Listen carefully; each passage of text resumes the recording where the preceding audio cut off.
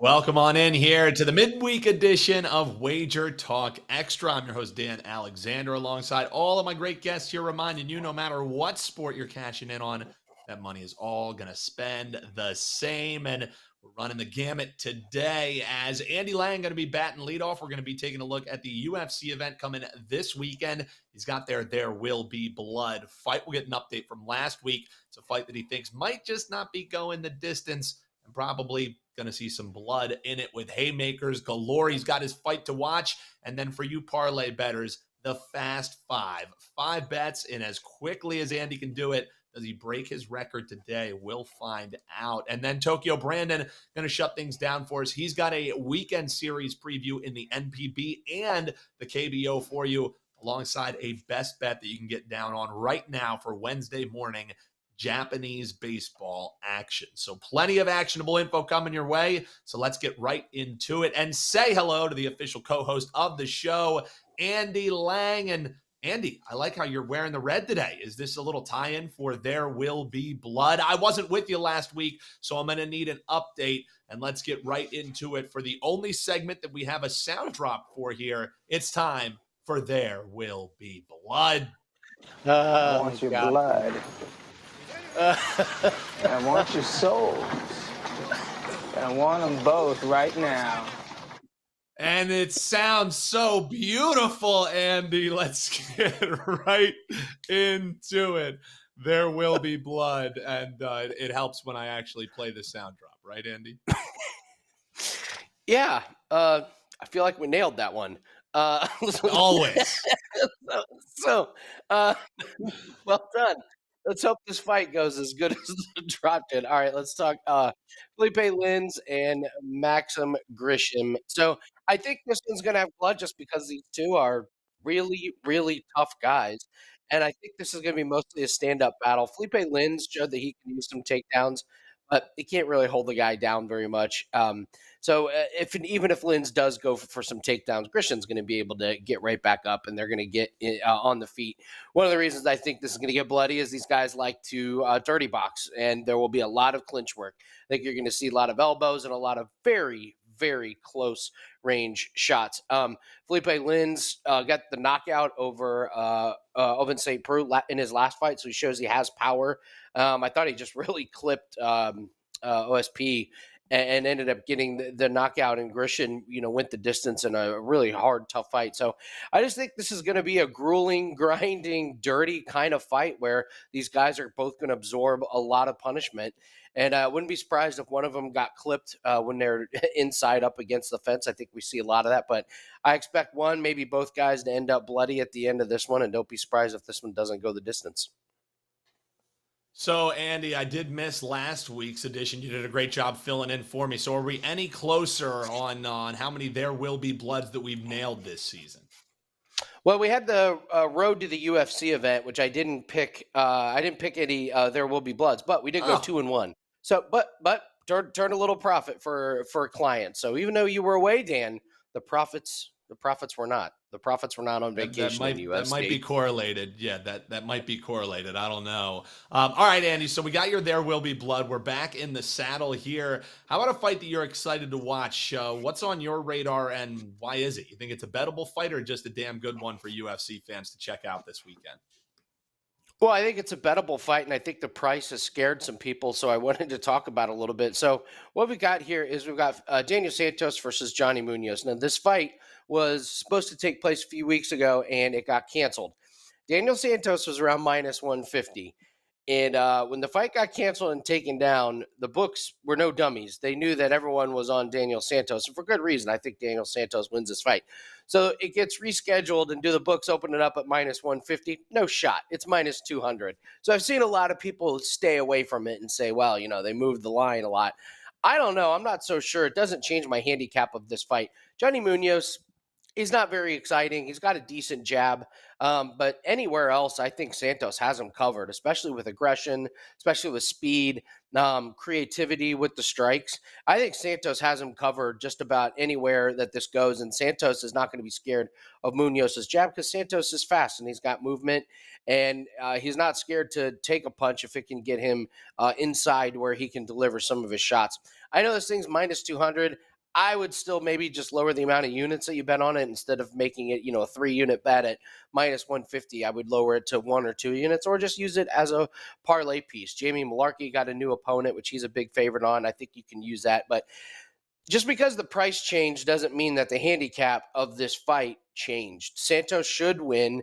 I don't know if he finishes, but I think he wins pretty convincingly over Johnny Munoz, who to me just doesn't have that much upside in UFC. And Santos is kind of one of those kill or be killed type of fighters. I think the aggression, especially with the way the judges have been rewarding aggression and moving forward and pushing the pace, I think Santos takes this one. So the price doesn't really worry me a little bit. It's a little bit disappointing that we didn't get the same price when this fight was first booked, but I'm still going to be on Santos and I'm still going to try and find a way to profit off of it.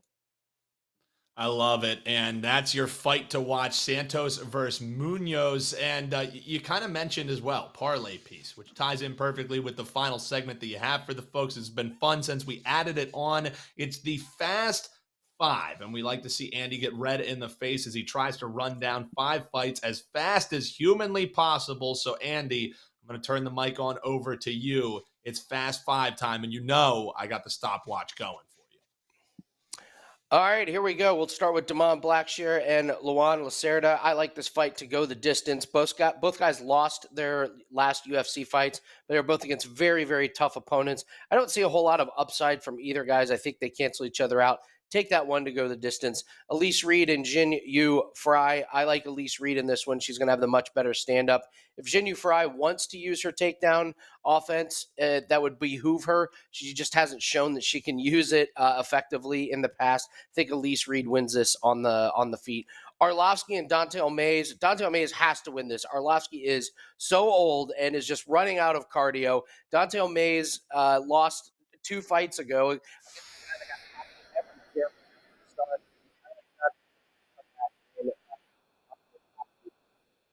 What a great career, but man, to get up there in age. Alex Caceres and Daniel Pineda. I like this fight to go over 1.5 rounds. Caceres is coming off a very quick flash knockout. I don't think he gets it done here. I think this should be a longer fight. And then Jim Miller versus Jared Gordon. Take this fight to not go the distance. Gordon's coming off a brutal knockout against Bobby Green. Jim Miller is getting a little bit up there in age. He's going to be going for the knockout because his cardio just isn't there like it was. So we'll take Blackshear and Lacerda to go the distance, Elise Reed to win, Dante Omaze to win, Caceres and Pineda over 1.5 rounds, and Jim Miller and Jared Gordon to not go the distance. Shoo! Pace of play, unreal. Shattered the old record. 125, you got that done in, Andy, and at about a 15-second clip. So, man, it's a week off did you very well. That was impressive stuff out of you, Andy. Now let's hope we just cash all those legs and get a nice plus money price.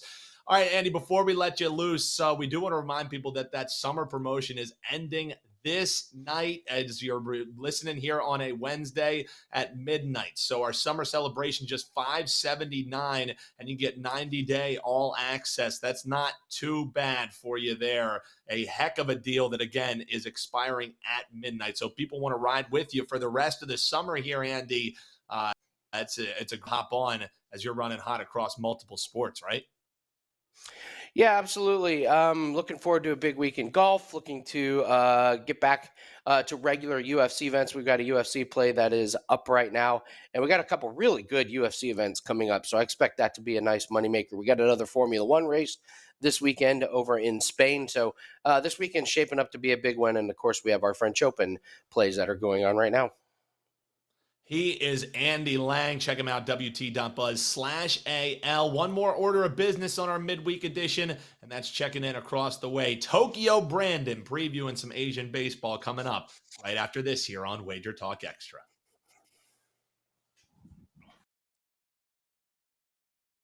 No better way to end a Wednesday edition, a little midweek edition of WagerTalk Extra than talking a little Asian baseball with the expert himself. Tokyo Brandon joining us here, and Brandon continuing to stay hot, especially over the last 7 days. We'll talk about that in just a few because the folks want that actionable info right out of the gate. And you got a little series preview, so let's start with my first true love, and that's the KBO. You wanted to take a look at what's going to happen this weekend between the Kiwoom heroes and my SSG Landers. You and my Yes. man Adam Trigger both sucking up to me going with SSG. So tell me, what are we thinking for this weekend, and how are you going to bet this weekend's matchup as well?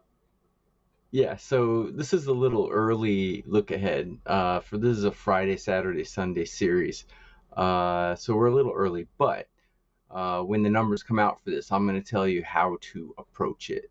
So Kiwoom, SSG. These are two teams with fairly decent bullpens, and SSG's bullpen actually ranks number one in the KBO currently, according to my rankings. So I do my rankings a little different than other people perhaps do. But I have SSG ranked number one, and their collective bullpen ERA is 2.17 right now, which is pretty amazing. And Kiwoom's not too far behind. Their collective bullpen is 3.57.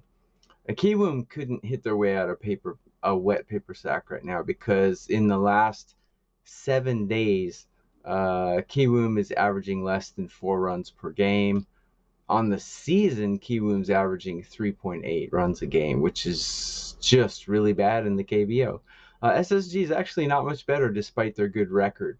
They're averaging 4.2 on the season and 4.7 in the last week. So two pretty low-scoring teams with pretty decent bullpens. So when this series rolls around, I'm going to tell you look for if you see book lines of 8.5 or higher, you definitely want to jump on the under. These two teams have gotten together only 4 times so far this season, but even last season, they averaged less than 8 per contest, and this season they're averaging 7.1 per contest. So if you see any 8s or 8.5s, I'm going to be jumping on the under for this Friday, Saturday, Sunday KBO series. All about the under, and if you see that 8.5, sounds like definitely run, don't walk, to be hammering that under. And again, that's in the Kiwoom Heroes and SSG Landers series. So a little bit of a preview. We don't have lines on it just yet, but keep an eye out for those opening totals, and you usually can get those across different sports books. The green one and the blue one is the way that we'll say you can find and line shop in those ones. All right, let's swing it from Korean baseball over to Japanese baseball. You wanted to take a look at the Yakult Swallows and the Rakuten Golden Eagles. Great, concise breakdown on how to bet that series. How about this one, Brandon? Yeah, so again, this is a Friday, Saturday, Sunday series. So it's about a day away, and like Dan said, the lines are not out quite yet. However, when this comes out, I'll tell you how to bet it. So the Yakult Swallows, they're the defending champions, but they're in a real hole right now. They've lost 12 in a row.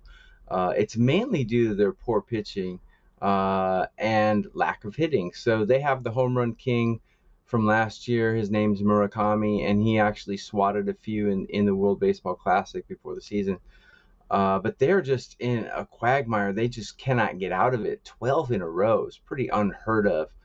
But there's a pretty good remedy to get out of that hole, and that is the Rakuten Eagles. The Rakuten Eagles, I've said this many times in previous shows, but Japanese baseball games tend to be low scoring. Right now, Major League, the average score game scores is around 8.6. In the KBO, the average game score is about 8.9. And in Japanese baseball, the average game score right now is about 6.8. So a lot of low scoring games. But Rakuten, the Rakuten Eagles are they kind of go beyond that. They're in their last 7, they're averaging 2.1 runs a game, and on the season they're only averaging 2.9. Bad. And their bullpen is ranked 11 out of 12 bullpens. So they did win a game tonight. But that was because Masahiro Tanaka pitched out of his mind tonight. They did win a game, but I think when the Swallows, the Yakult Swallows meet Rakuten, I think Rakuten Eagles will be the perfect remedy for Yakult to break out of this quagmire. I am going to be all over Yakult. As we said, the lines are not out yet, but money line, I wouldn't bet a run line because -1.5 in Japanese baseball is just so dangerous when the game scores are only 6. You'd have to win like a 4-2 game. You'd have to hold the other team under 3 runs. But look when the lines come out. If you see a good money line, Yakult versus Rakuten, definitely take Yakult on that money line in this 3-game series. So in layman's terms, Rakuten allows a lot of runs, and they don't really score that many runs. And maybe just getting a little lucky with what happened on the mound recently for them. So it's fade time. Rakuten got their win, got off the snide. Tokyo Brandon says no more once they're facing off against the Yakult Swallows. And you might get some nice prices, according to Brandon, as you're looking at both teams kind of slumping a little bit. So Yakult is the look for this weekend. Get some nice money line prices there. All right, Brandon, before we get into your best bet, so you talked in vague terms there, but you specifically say, hey, here's a play that I like, and here's what you suggest to do with it. Before we get into that, man, up nearly 20 units over the last 7 days. You've been on a 61%, near 62% winning percentage run, and that's 11.3% ROI, a return on investment. So the last week's been hot, and you're hoping that continues as you have a 4% best bet loaded for Wednesday, correct? That is correct. That 4% play is in Major League Baseball. It's out now. So go grab that. The lines are just coming out right now as we speak. So I'll have Asian plays out for $9 each later in the day. But right now, go grab my 4% MLB play. Like Dan said, I'm up plus pretty big the last 7 days, and things are rolling pretty well. Absolutely. And today, if you're listening on Wednesday when we're recording, it's your last chance to hop in on our summer celebration under $6 a day. We extended it a little bit past Memorial Day. So check that out and get 30-day all access, usually priced right around $300. A 90-day all access pass, usually priced at about $850. And with this summer celebration special that ends tonight at midnight, you can get the entire summer for under $6 a day. Check out that at our handicappers pages. And of course, you can check it out at the WagerTalk deals page. All right, last order of business. It's best bet time. We always love when Brandon gives us some client plays for free. What are we eyeing here, brother? Okay, so just as you were speaking right now, the Japanese lines came out. And I kind of had a look ahead to this one. So I haven't put it out yet, but as soon as we stop recording this, I will be putting it out. I like we're going back to the Yakult Swallows here. Yakult Swallows are taking on the Nippon Ham Fighters. Like I said, when they play Rakuten starting on Friday, that could be a remedy for them to fix problems, but I don't think they're fixing their problems today. I like the Nippon Ham Fighters here. Nippon Ham Fighters, they're kind of like the Baltimore Orioles. People like to bet against them because of their name. But actually they're performing a lot better than their name. So Nippon Ham Fighters are playing really well. They're scoring more than Yakult. They're pitching better than Yakult, and they have a better bullpen than Yakult. So I'm going to put out a play, Nippon Ham Fighters on the money line for this one. You can find it anywhere between 110 and 120.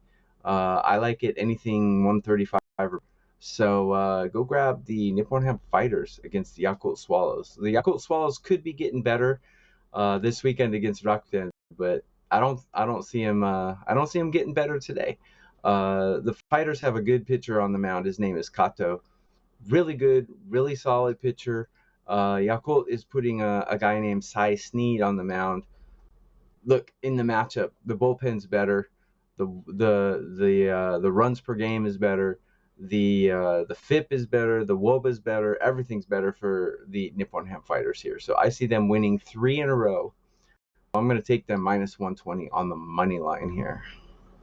Looking towards the Nippon Ham Fighters, and it could play perfectly into your weekend preview as well, because then you have the bounce back coming for the Yakult Swallows against the lowly Rakuten Eagles. But it all starts by taking the Ham Fighters on the money line. That's your free play from our man Tokyo Brandon. Brandon, always a pleasure, man. Love having you on here again. Check him out. 4% best bet loaded right this moment. And make sure you take advantage of that summer celebration ending Wednesday at midnight. And speaking of ending, it's another show for us here on Wager Talk Extra coming to a close. Big thanks to Tokyo Brandon. Big thanks to Andy Lang and the production team doing a terrific job behind the scenes. We will be back locked and loaded with some UFC action and some NASCAR action coming your way on tomorrow's edition. That's the Thursday edition of Wager Talk Extra. Until then, best of luck, and we'll see you right back here on Wager Talk TV.